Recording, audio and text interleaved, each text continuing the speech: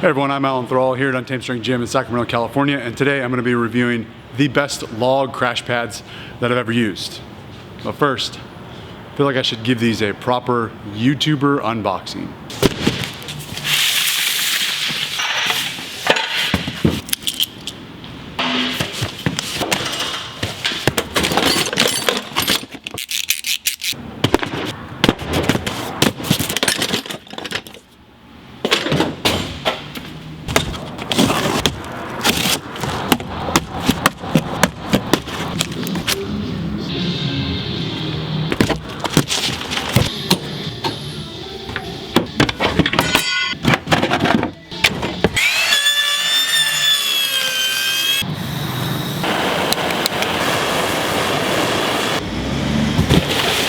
So when you're doing log press, you want to have something on the ground that you can drop the log onto. Something that's unique about the log is the fact that it lays flush with the ground. It lays flat on the ground, so you can't get your feet underneath it. And that presents a couple of challenges. One, when the log's flat on the ground in front of you, it's harder to pick up. When you have crash pads, you can set the log on the crash pads and get your feet underneath the log, making it a little bit easier to pick up. The crash pads also protect the log when you drop it from being damaged, hitting straight on the floor. And more importantly, it protects your feet. So you're not dropping the log and smashing your toes or smashing the top of your feet. So that's the reason for crash pads, something to drop the log onto, to protect your feet, the log, and the floor. There's a couple of ways that you can prop a log up off the ground. The first one, and I would say the most obvious one, is just to use bumpers, just like you were using bumpers or plates with a barbell. This can work, but the problem with this is when you repeatedly drop weight with this log on bumpers,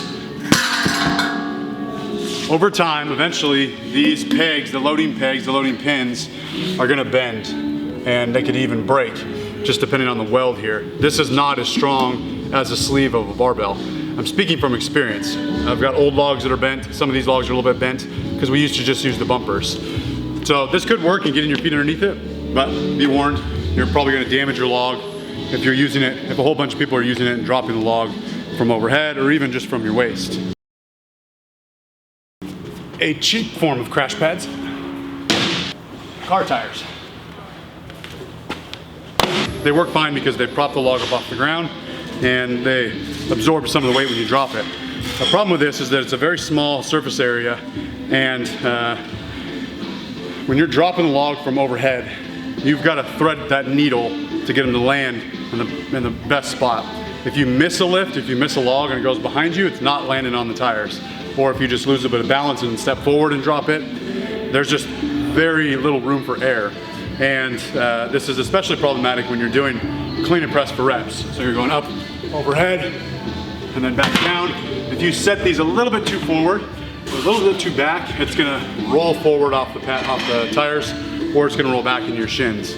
So this can work in a tight space, maybe at a home gym, if you're really controlling everything, but I don't think it's great for competitions, and I don't think it's great for more of a commercial gym atmosphere. This is the typical crash pad, rectangular crash pad you'll find in most gyms. And these could work for log press. The problem is it's still pretty low.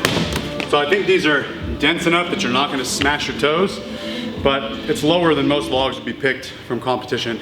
So this could work, but if I wanted to simulate the newer crash pads I'm gonna show you, you'd need 2 per side. So you need about 4 crash pads. These work great for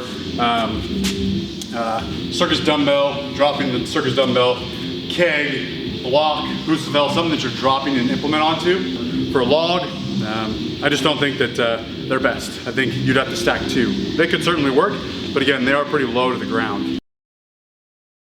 I really thought I was onto something with these crash pads. So these are just football pads.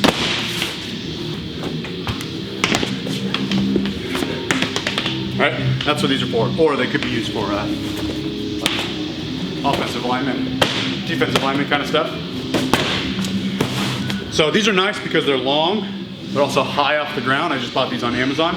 They're not very expensive, but they are a little too compressible. So we didn't realize it until we had like over 300 pounds on the log. But when you drop it, they compress all the way down and they will land on your toes. And there's nothing worse than going for a max log or a heavy log and feeling like you're reassured that, hey, I got crash pads so I can drop this. And then finding out the hard way when you drop it that it actually slams down on top of your foot. So we had confidence in these, but they work for lighter logs, but not for heavier logs. I don't have an example, but I've used just multi-purpose foam, high density foam from Home Depot, and that didn't work either. We kind of like rolled it up and tied it together, taped it together. I did the best I could, but one, it compresses, so the same problem with the football crash pads, the log was going all the way down to the ground when it was heavy enough, and also the foam was drying out and crumbling all over the gym.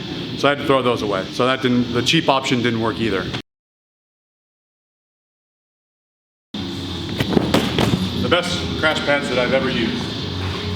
Abmat log crash cushions, designed specifically for log press. A few reasons why these are the best pads that I've used. I just mentioned all the issues with all the other crash pad arts and crafts that I've used in the past. The reason these are great, one, the height. They're 12 inches high, 43 inches long, so about a little over 3.5 feet, and about 20 inches wide. They're long enough that when I drop the log from overhead, I don't have to be right in the center. I can move my feet around, still drop the log, and the log's going to safely land on the crash pads. They are dense. They're very dense. John, come on up here. You weigh a couple hundred pounds, I weigh a couple hundred pounds. We're not even phasing this thing with 400 pounds on it. So they are dense enough that they're not going to compress. And these ones are new, but we've got a pair over here that I've had for, I don't know, a few months, and plenty of people using log press. We've had well over 350 pounds being used on these. We have 9 logs here at the gym. They always get used every day. So a lot of use in those, they're still fine. They're dense enough to support heavy weight, but they are absorbent enough that when they land, the log will slightly absorb into the crash pads. You don't want something that's too dense. So you don't want to stack up, for example, I have a bunch of these rubber tiles.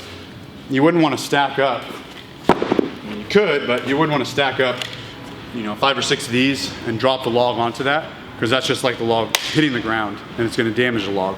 So these are soft enough that they'll absorb some impact, but dense enough that they won't collapse all the way to your feet. And I mean, they're like the best color you could possibly put on any equipment. And we got the sweet Untamed Strength Death Metal logo.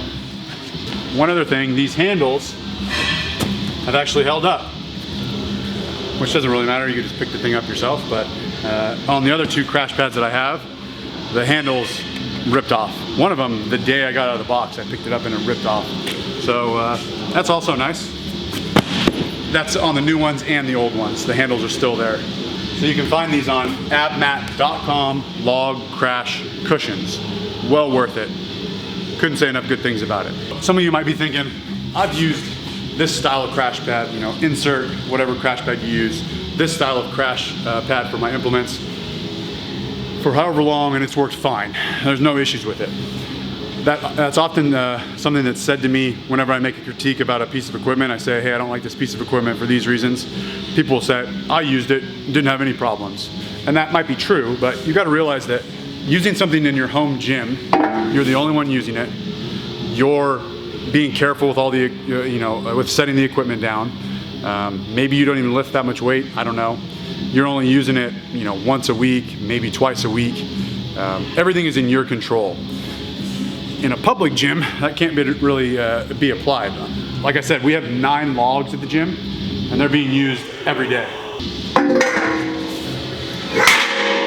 So the crash pads get a lot of use. These crash pads in the gym is 24/7. Crash pads are being used all throughout the day. So I can't be here 24/7 to referee everyone and say, make sure you're real careful when you're doing log press, don't drop the weight, make sure you set it down on these pads that we have. Make sure you're not lifting too much weight. Don't go for that PR because you've never done it before. Make sure you're real careful. I can't do that. So these have allow for more room for error because people can drop them and not have to worry about the log rolling off or smashing their toes or anything like that. So just take that into consideration, that something being used in a home gym, not quite the same as something being used in a public commercial gym. Abmat.com, log crash cushions. Get them while they're hot. Thanks for watching, and always remember, tread on time.